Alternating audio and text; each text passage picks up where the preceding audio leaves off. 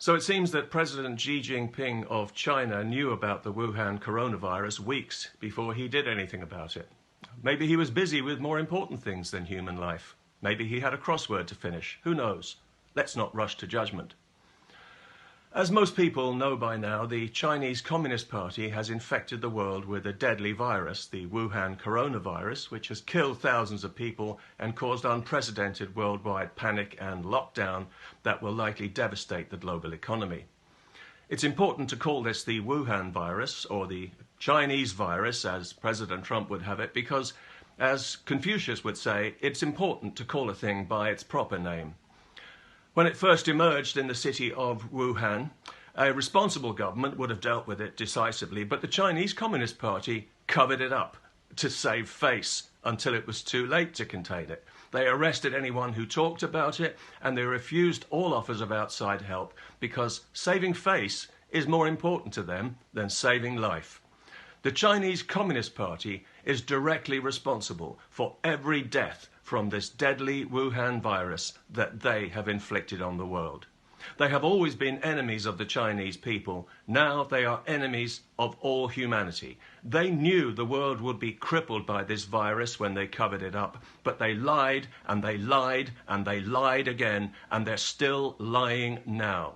And despite the best efforts of the fake news media and the corrupt World Health Organization to shield them from blame, the whole world can see what these people have done, how irresponsible and how dishonest they have been, and they have lost face. Oh, have they ever? But more importantly, thanks to them, China has lost face.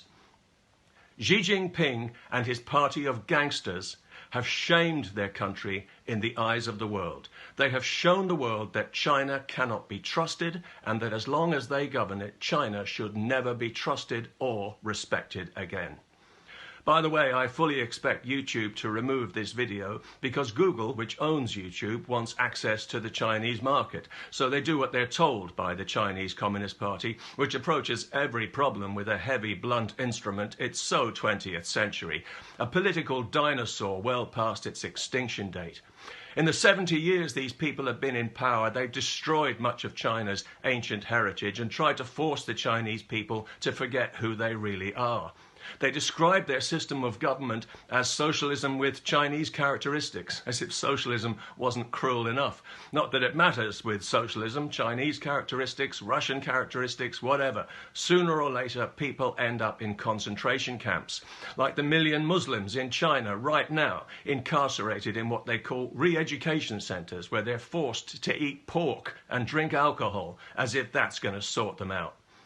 A lot of Western culture is currently banned or censored in China because they know that if they allow free expression, their brutal surveillance dictatorship will never survive. So they even censor the cartoon character Winnie the Pooh because people think he resembles the president, Xi Jinping.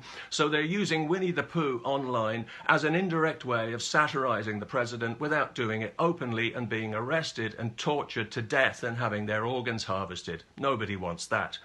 I don't see the resemblance myself, although I did hear a rumour that early in his career Xi Jinping did get his head stuck in a jar of fake Chinese honey that turned out to be corn syrup, but I don't know how true that is. One thing I do know is that Xi Jinping is so insecure and paranoid about being likened to a cartoon character that he has overreacted and drawn worldwide attention to it. You just know that every state visit from now on, Winnie the Pooh will be front and centre. Banners, cartoons, blimps, you name it, in open, contemptuous mockery of him and his corrupt, cowardly, disgusting government that has shamed their country in the eyes of the world. This is such a blunder and a further loss of face on the part of the incompetent Xi Jinping that by his own brutal standards, he really should have himself shot. Confucius insisted on accurate terminology as the root of good government and an orderly society. So as this Wuhan virus continues to shut down the world and to shame the Chinese